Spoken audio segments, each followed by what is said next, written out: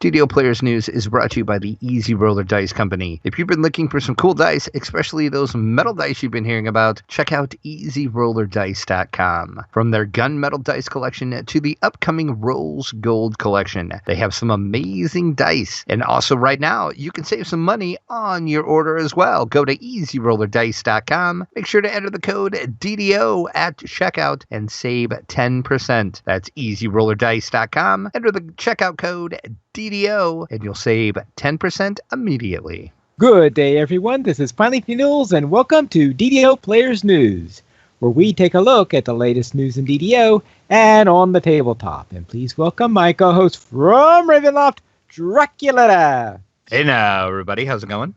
Hello, Drac. And I've heard a rumor that we may have a sponsor now. We do have a sponsor, thanks to the great guys at Easy Roller Dice Company. So check them out. Great guys, great products, great dice. We have reviewed them. Go back over on ddoplayers.com in the search bar. Just put in Easy Roller Dice, and you can read a couple of the reviews that we have done for their amazing metal dice. Then let's head into game news, and we'll begin with applications for DDO Players Council is now open. It is open, but your time to submit your application is very short. You have until this Thursday, April the 27th. Wow. We are recording the show on Monday, April the 24th. So that means as of this recording right now, if you're listening live, you have 3 days to get your application in. So don't dawdle. This podcast will come out on Wednesday. So you better hurry up because you'll have 1 day left after that. There is a few changes to the player council this year as well. They are going to transition into a regularly rotating group of members. So, and Cordovan did say the reason they're doing that is to give a larger number of people the opportunity to participate. And it also is allowing for them to bring in people they know will give them good feedback when the time is right. And another big change they're doing this year for the Players Council is, let's say you are extremely interested and passionate about one certain aspect of the game. And Quarterman did use the example of clerics. So if you're very passionate about clerics, if they are going to be talking about, maybe they're going to do some cleric changes upcoming, well, they will bring you onto the council. You can say your cleric piece, talk about the changes to clerics, and then you can drop out of the council if anything else doesn't interest you they're talking about. So that's a big change this year. But remember, the NDA is still in effect. And I will read you exactly what Cordovan said about this. He says, quote, "Some folks would prefer if we didn't have a non-disclosure agreement on the council, but we do it because it allows us to have a level of conversation we simply can't have if everything is being judged by the wider public. If also, and just importantly, it allows players to speak their mind without putting themselves in the public spotlight. The NDA also gives people who would not otherwise participate on the forums an opportunity to be on the council. So if you're accepted, you'll agree to the NDA. If you break the NDA, there will be consequences, up to having your game account permanently banned." Yuck. So I would suggest not breaking the NDA if you get on the Players Council. Yeah. But yeah, if it sounds like something you're interested in, if you kind of want to help shape the game, give your opinions on some changes of thinking about doing and all of that, go ahead and apply. You can click over on the post I put up on ddoplayers.com, and that'll take you directly to the post in the forums that will give you all the information you need to fill out. And then you will just email that to DDO@standingstonegames.com, DDO@standingstonegames.com. And once again, you have till April the 27th, which is this Thursday, before 11:59 Eastern. So the clock is ticking if you want to be on the Players Council. All right. Nice sound effects there. I like it. Let's head into the DDO Chronicle, issue 233, where we've got this giant troll. Say, bunch of giants. Giants. We have two different giants running at us to kill us, apparently. Ouch. So yeah, Giants, they tend to kill people. So there you have it. In the community spotlight this week of our Chronicle, Ginger Spice, the Dragonborn project is now underway. Click over and watch Ginger Spice as he starts building his Dragonborn. Also, the DDO stream has a new streamer, and it is A Bard's Life. So click that out, and what that is, he is running, of course, A Bard's Life, so hence the name.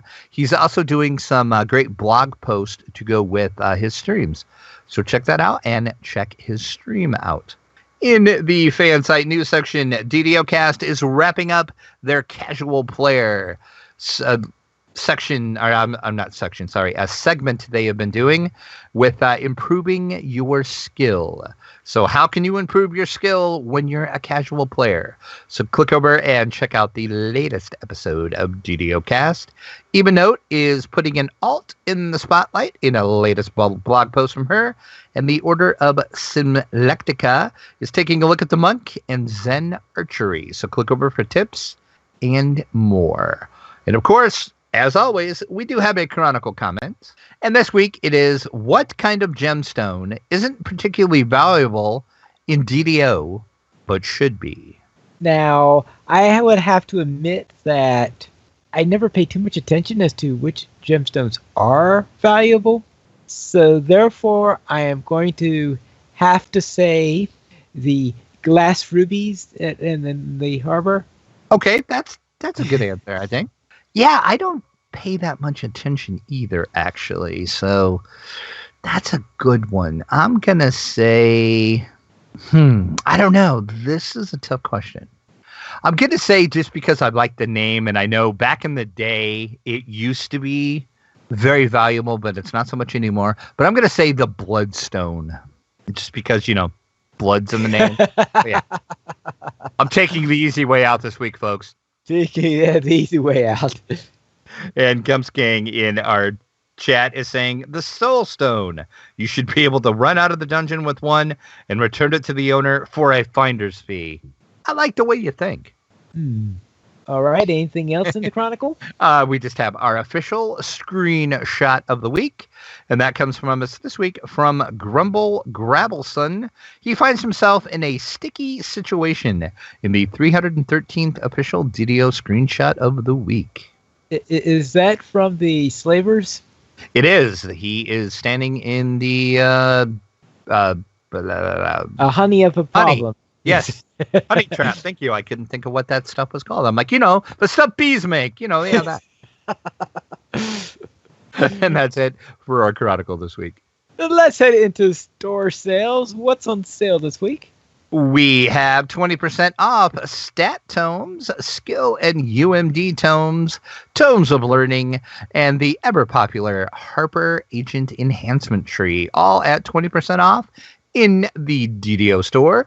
And we do have our free sample of the week through the 27th of April. It is a light spell point potion. You will get 10 of those. Use coupon code LittleSP. Once again, coupon code LittleSP. And of course, one per account.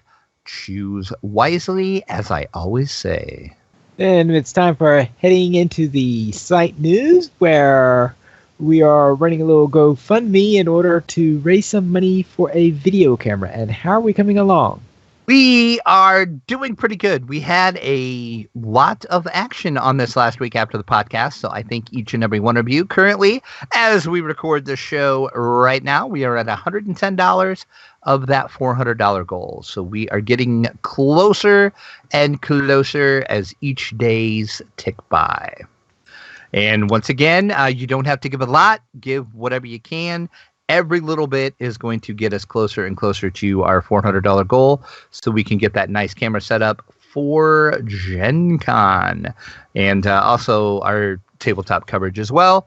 And if you want to know, as we record the show, there's 114 days to Gen Con, and we're probably going to need at least maybe a good 2 weeks before that, so we can order it and get it shipped and all that, and make sure it works and get comfortable with it.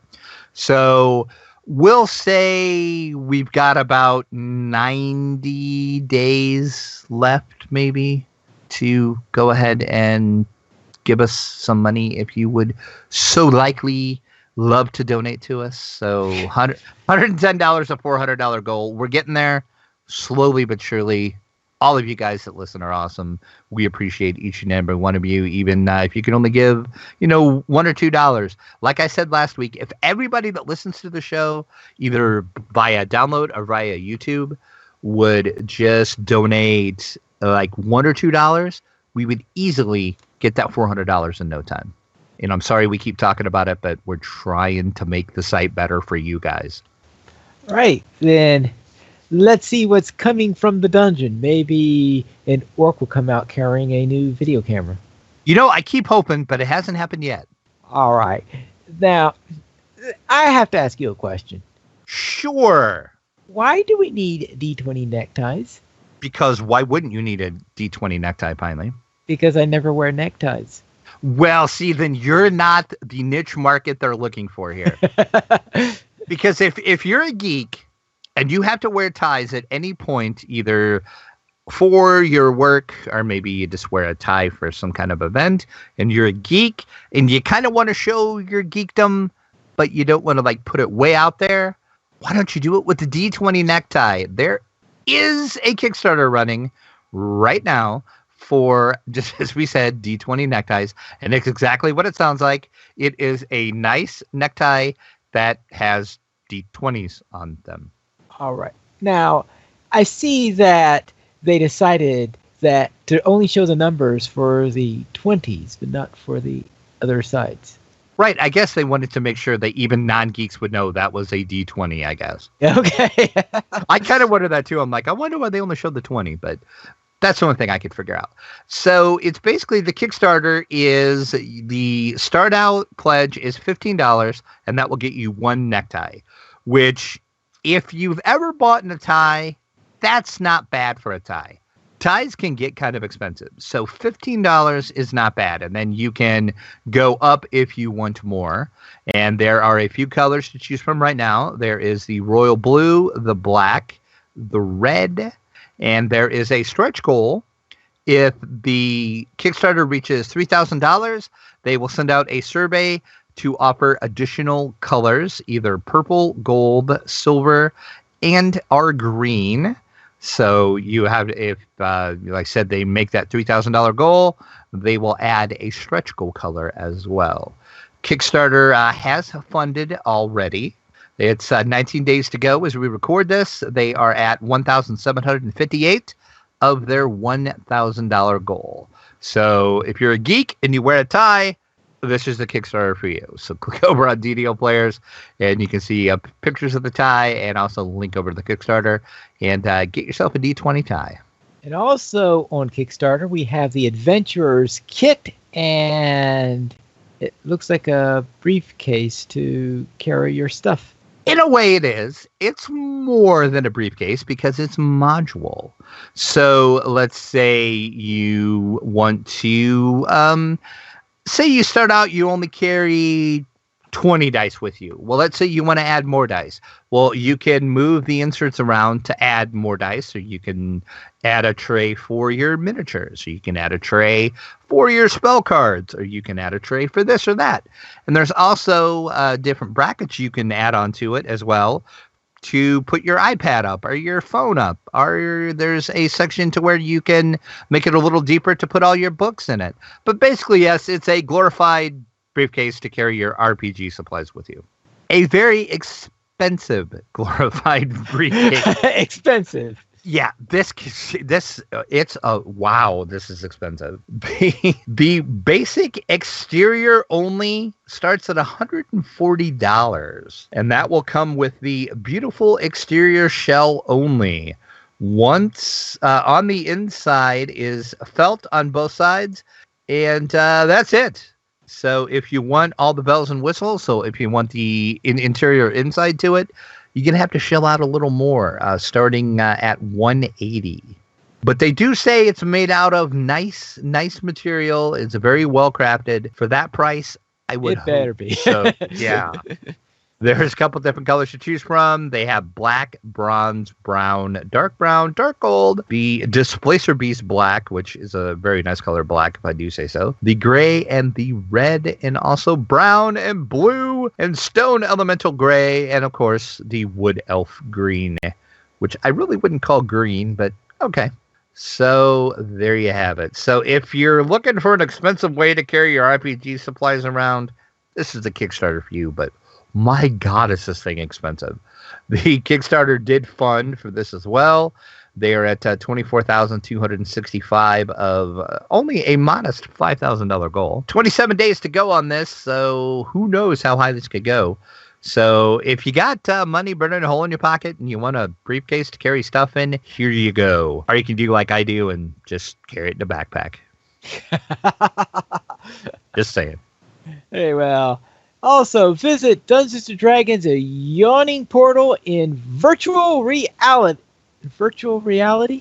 That's right. You actually can be inside the yawning portal. You can be standing in the yawning portal if you have a virtual reality device, such as the Oculus Rift or the Samsung Gear virtual reality. This is coming to us courtesy of a new game that is called Dungeon Chess. And the company that's putting this out says chess comes to life with the iconic Dungeons & Dragon creatures in Experiment 7's Dungeon Chest. It is available now for, as I said, the Oculus Rift and the Samsung Gear VR. Dragons will breathe fire. Beholders will blast death rays. And armies of elven pawns will face down the forces of evil as you match wits against your friends, online adventures, and AI opponents in the world's most popular game of strategy and skill. So basically, you're playing chess, but you're doing it in D&D. So this is going to be like Wizard's Chess. Yes, it's exactly like Wizard's Chess. Okay. But as I said, since it's in VR, you can add different places in iconic Dungeons & Dragons location, and one of those is the Yawning Portal.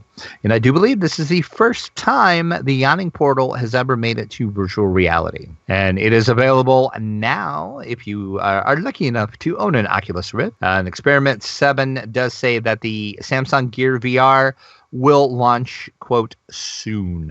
So if you have a Rift, go ahead and check this out. But it's Dungeon Chess from Element 7. Play chess in a D&D virtual reality yawning portal. All right, then. Let's head in and see what's on the tabletop this week. And we'll begin with British versus Pirate Ship, Combat Miniatures game. And why does this sound familiar? I'm not sure. We actually haven't talked about this before. Oh, right. I guess because I've been hearing all those ads back from BB on the Geek where they were talking about this particular game.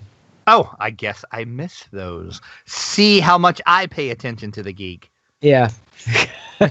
But yes, of course, we do talk about pirates all the time on the show because pirates are cool. And as we know, if you're a fan of the show, Pine Leaf does not like pirates.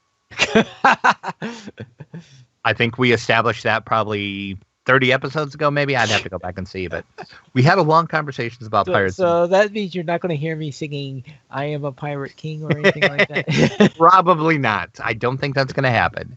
But you are going to be welcome to the golden age of piracy. This is, of course, a miniatures game that is set in, as I said, the golden age of piracy, and it is the British versus the pirates. You are going to strategically sail your ship against your enemies and be a part of epic battles. You can prepare your fleet. Know your yeah, exactly. Thank God they're not Lotro's epic battles. If you play Lotro, you know what I'm talking about. You can prepare your fleet. As I said, you will know your ship's strengths and your weaknesses, and you and your friends will build up your fleets with 10 captain cards and 14 beautifully illustrated ship cards, along with matching miniature ships. Each player will receive 3 skill cards as well from your faction deck, and these are to remain concealed and will be played during combat when it suits you the best. So do you think you have what it takes to take on the British versus the Pirates in a wonderful ship combat miniatures game.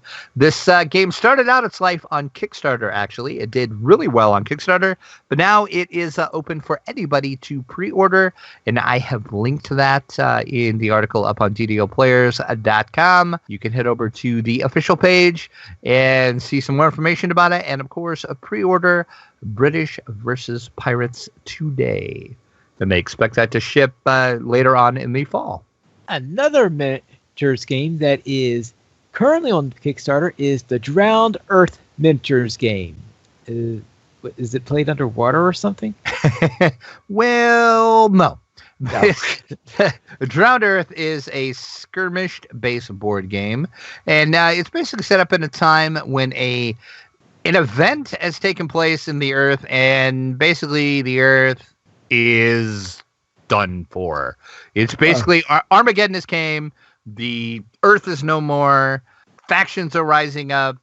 You have mutants running all over the place, and you are going to actually play some of those mutants if you want, or you can play the humans fighting the mutants. You're going to skip forward about a few hundred or even 1,000 years after this event has taken place, and there is going to be various war bands that are the remnants of civilization. And you will play this on a 3x3 table with 5 to 15 models per side, and war bands are going to be thematic in this. So, like as I said, you will have some humans, you will have some mutants, you will have kind of a cross between a mutant and a human. And they are looking to I guess I'd be what you would call it. And this, of course, is on Kickstarter as well, as you said. Did really well, funded within an hour, as we know most games on Kickstarters do these days.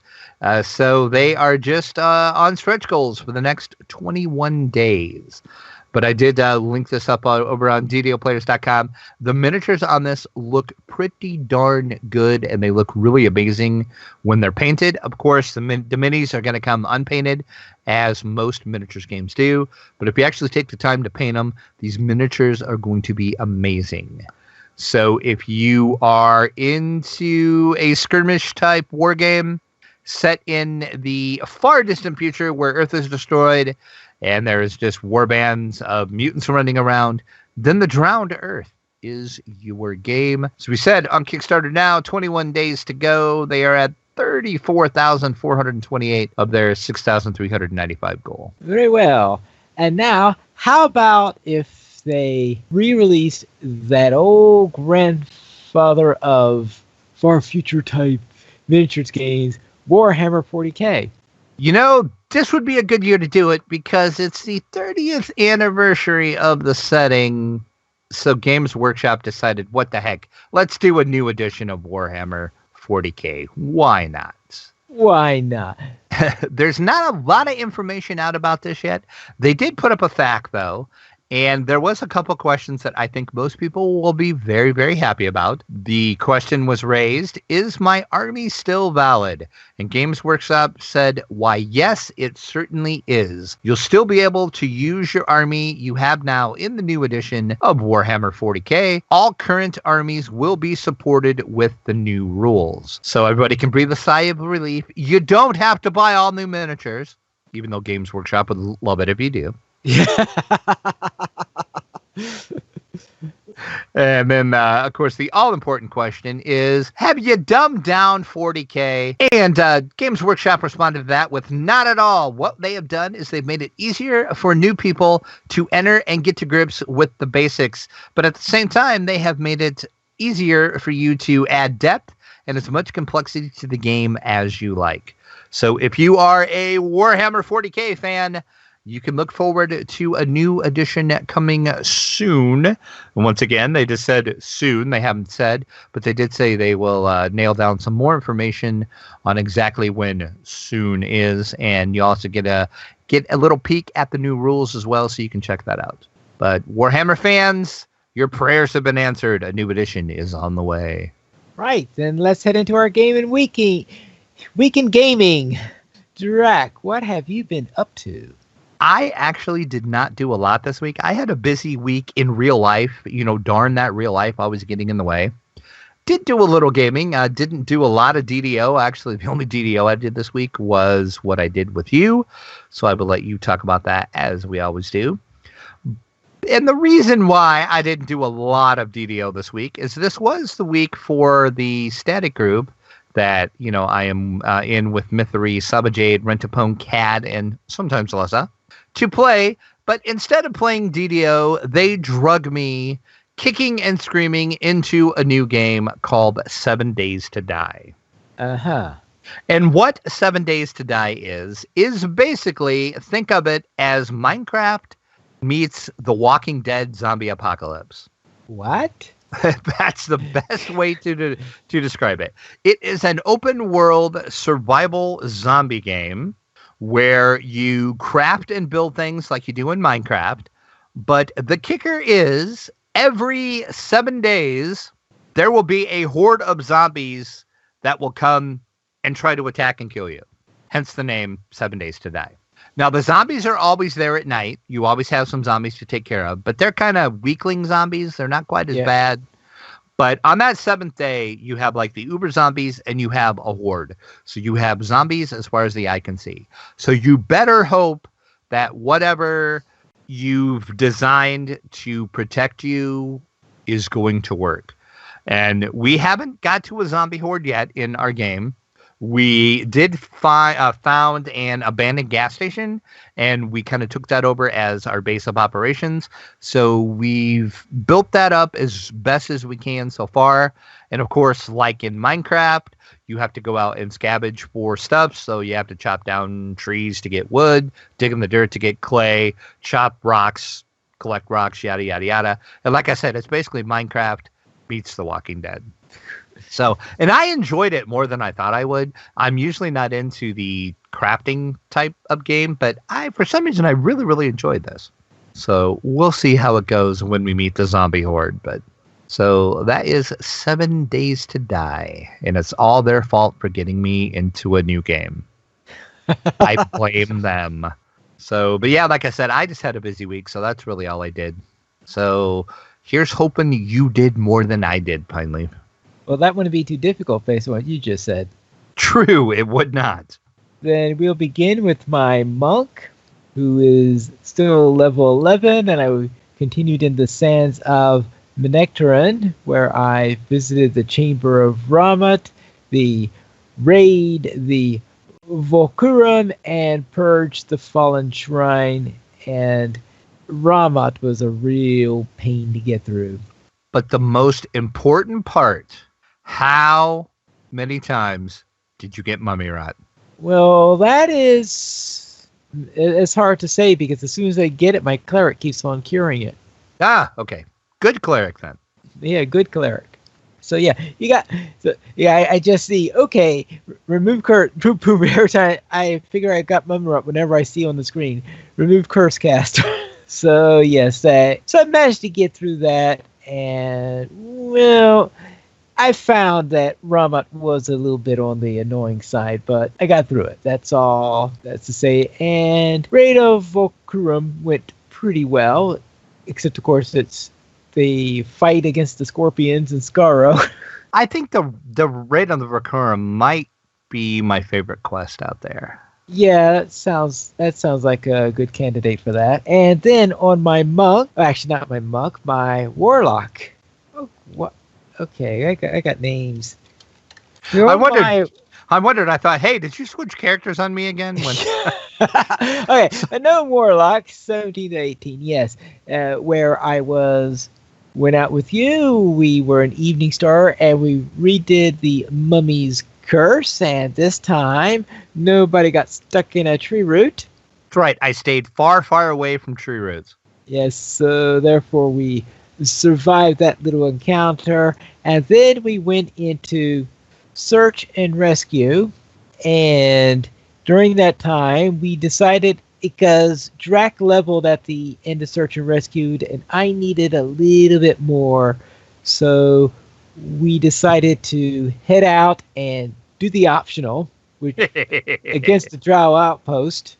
My idea was, hey, we can do the optional. You'll get your level then. And then the whole time I was like, because Pine Leaf has never done that optional before. I can imagine why. Yes, exactly. Did I not tell you it was long, and did I not tell you it was tough?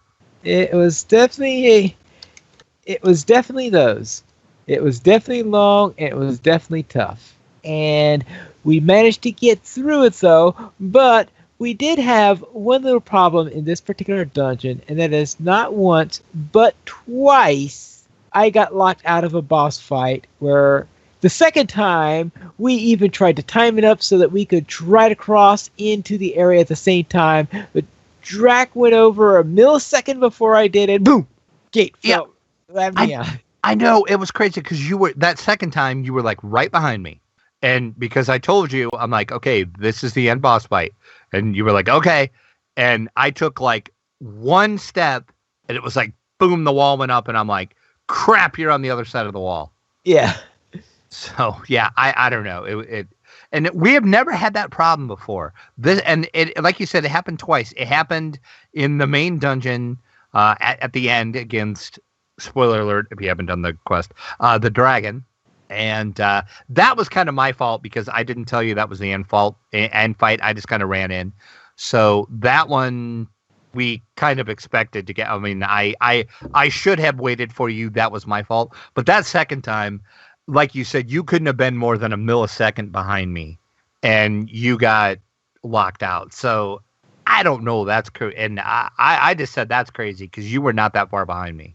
Unless there was some kind of weird lag thing going on and you were actually further behind me than it actually was. But on my screen, seriously, you were right behind me and I said, let's go. And I stepped and you moved and I actually seen you hit the wall when it went up. Yeah. And I was like, oh crap, this is going to hurt. Ouch. So we actually did manage to do it. But luckily you had a cleric hireling. And for some reason, he was able to actually cast heal and stuff through the wall at me and my hireling. So it worked out fairly well that way. But that was a tough fight with just me and my hireling. But yeah, we made it, finished. Pineleaf got his level. So it all worked out in the end. It all worked out in the end. But word to the wise, pro tip, make sure you're together when you step into a boss fight. Take hands and cross in together. Yeah, do something. It was crazy. So, other than that, what did you think about that optional? Since that was the first time you had been at that optional, I think the word "brutal" comes to mind. I did warn you. I said, "Now this is tough," and I would have to say I think that is one of the toughest optionals, and it's not like it's kind of hard to explain. It's like the dungeon level is like, say, of course, this is an audio podcast, so this is totally stupid of me doing it this way, but the regular dungeon is like here, and then the optional is like way above it in like the hardness of it. So yeah, you have to be on top of your game when you go in there because those drows are tough. And then you have all the slod you have to fight, but I enjoy that optional. Because I like drow, so it's kind of cool to, like, invade a drow city. But, yeah, tough. Be ready. Be ready. Then on the tabletop, I spent most of the week playing Hoplomachus Origins, trying to see how well I can do against the various champions in there. And I've just reached the second, well, there are around challenge, I think, trial 6, which I think of as the second tier of the challenges, where now they start cranking up the challenge level a little bit, and yeah, it starts to get tougher. So therefore, the first few I think are just to get you warmed up, and if you're new to the game and all that stuff, then they start cranking it up a little bit. And why do I find the word Hoplomachus just funny? That's the funniest word ever to me, and I don't know why. Oh, well, I don't know. Sounds like some kind of disease you wouldn't want, though. Go to your doctor. I'm sorry, you have Hoplomachus. You have 3 weeks to live, sir. You have the dreaded Hoplomachus disease. Oh, well. And I also played a round of Too Many Bones, and that particular game, of course, likes to really slap you around, even on easy levels. Let's just say that. Quack, quack, quack. Oh well. I did not survive on that. We currently have 22 supporters on Patreon. If you'd like to help support DDO players, simply go to the donations page where you can support the Players Alliance on Patreon. There you'll find rewards, including a mention on the podcast of your choice, or even be a guest with us for an episode of DDO Players News. And we are trying to raise money for a new video camera setup with our convention and tabletop coverage. And if you'd like to help, you could go to the donations page, and you will see a nice link in the show notes. As of this recording, we're at $110 of 400. We did not receive any emails this week, but if you'd like to send us one, you can send it to podcast@ddoplayers.com. And you could also follow us on Twitter, the Players Alliance, @PlayersAlly, DDO Players, @DDO Players, Draculetta, @Draculetta_72, and Pineleaf, @PineleafNews. The Players Alliance has 4 live shows every Monday at 8:30 p.m. U.S. Eastern Time. We have DDO Players News. On the first and third Fridays at 11 p.m. U.S. Eastern Time, we have XP Quest. On the last Friday of each month at 8:30 p.m. U.S. Eastern Time, we have Lojo Academy After School. And every Saturday at 8:30 p.m. U.S. Eastern Time, we have Lojo Players News. You can join us for our live shows at ddoplayers.com/live. And don't forget to visit our sponsor, Easy Roller Dice Company. And if you've been looking for some cool dice, especially metal dice, and are need to take a look at easyrollerdice.com and check them out. From their gunmetal dice collection to their upcoming rose gold dice collection, they have some amazing stuff. Also, right now, you can save money on your dice, too. You could go to easyrollerdice.com and make sure you enter the code DDO and check out and save 10% immediately. And that's all for tonight, and this is Pineleaf Needles reminding you to quest responsibly.